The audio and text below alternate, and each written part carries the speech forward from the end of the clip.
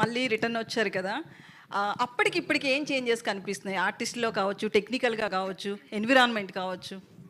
Actually చాలా చాలా changes ఉన్నాయండి. ఈవెన్ యాక్టింగ్లో కూడా యాక్చువల్లీ మనుషుల్లో తేడా లేదండి. మనుషులు అలాగే ఉన్నారు. ఇక్కడికి చాలామంది నాకు ఆల్రెడీ కొంతమంది తెలుసు. వాళ్ళు అప్పుడు ఎలా ఉన్నారో ఇప్పుడు కూడా అలాగే ఉన్నారు. సో మనుషుల్లో కాదు కానీ బట్ బేసిక్లీ యాక్టింగ్లో కూడా ఆర్ యూనో ఇప్పుడు చాలా న్యాచురల్గా వెళ్తున్నారు. అప్పుడు కొంచెం డ్రమాటిక్గా ఉండేది కొంచెం. అండ్ తీయడం కూడా చాలా కంటెంట్కి ఎంత కావాలో అదే వాట్ ఎవర్ ద క్యారెక్టర్ ఈ స్పీకింగ్ అదే తీస్తున్నారు. So whatever their image ఏముందో అవన్నీ ఎవరు ఇప్పుడు చూడట్లేదు. అలాగే కొంచెం అడ్వాన్స్డ్ టెక్నాలజీ రావడం వల్ల ఇంకా visually it is very good. మేము చేస్తున్నప్పుడు కొంచెము రాగా అబ్బో ఇప్పుడు మాకు చూసినప్పుడే అబ్బా ఇది పాతగా అయిపోయినట్టుంది అంటే మాకు మా సినిమాలే మళ్ళీ చూసుకోవాలంటే కొన్నిసార్లు దాని బదులు కొత్తది చూద్దాం అనిపించే రోజులు కూడా ఉన్నాయి.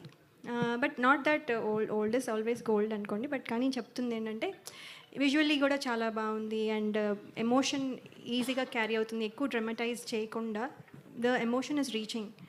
అది చాలా బాగుంది. So many things are there. But ప్రస్తుతానికి అయితే this is the major one. Okay రాజుగారు వెంకట్ ఆల్రెడీ ఒకసారి అయిపోయింది కానీ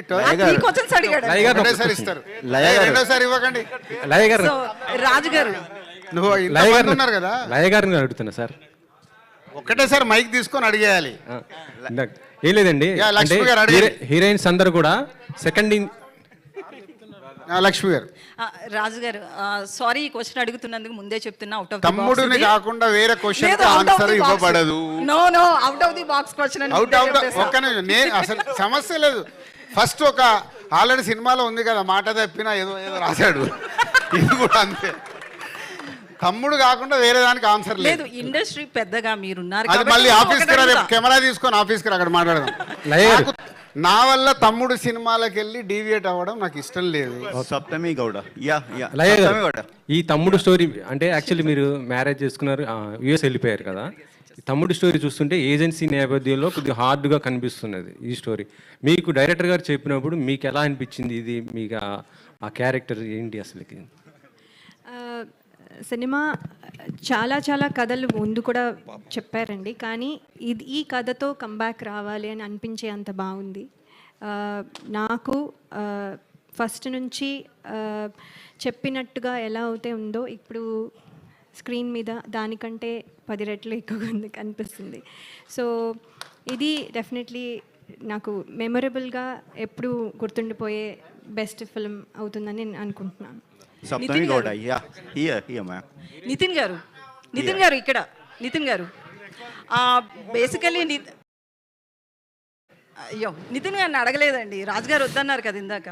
అయితే ఎప్పుడు సైలెంట్ ఉంటాడు బయటకు వచ్చి నార్మల్గా. బట్ మూవీ దగ్గరికి వచ్చేటప్పటికి హింసను ప్రోత్సహిస్తున్నట్లు అనిపిస్తుంది. గాంధీ గారు చెప్పిన ప్రకారం చూసినా ఒకలా ఉంది. ప్రేమగా చెప్తే వినరు, ఇది వైలెన్స్ గా చెప్తేనే వింటారు అని చెప్పి. సో నాదొక క్వశ్చన్, ఒక నిమిషం. నువ్వు బయట ఉన్నట్టే ఇంట్లో ఉంటావా? నీ పిల్లల దగ్గర అక్కడ ఇంటి ఇట్లాగే ఉంటావా? ఉండవుగా. సినిమా నిజ జీవితం వేరు, స్క్రీన్ మీద వేరు. స్క్రీన్ మీద సినిమాలు చూసి ఫాలో అవుతున్నారు కదా అంతా. ఇక మంచి చెప్తే మన అందరూ ఎందుకో మారట్లేదు. శతమానం భవతి తీసాము మారారా, బలగం తీసాము మారారా? మారారు. శ్రీనివాస కళ్యాణం అంత మంచి సినిమా తీసాం, పెళ్ళంటే విలువ అంటే చూసారా? చూడరుగా. థ్యాంక్ యూ అనేది ఒక వాల్యూ చెప్పాము, చూసారా? మార్నింగ్ షోకే రిజెక్ట్ అన్నారు. సినిమానే. సప్తమి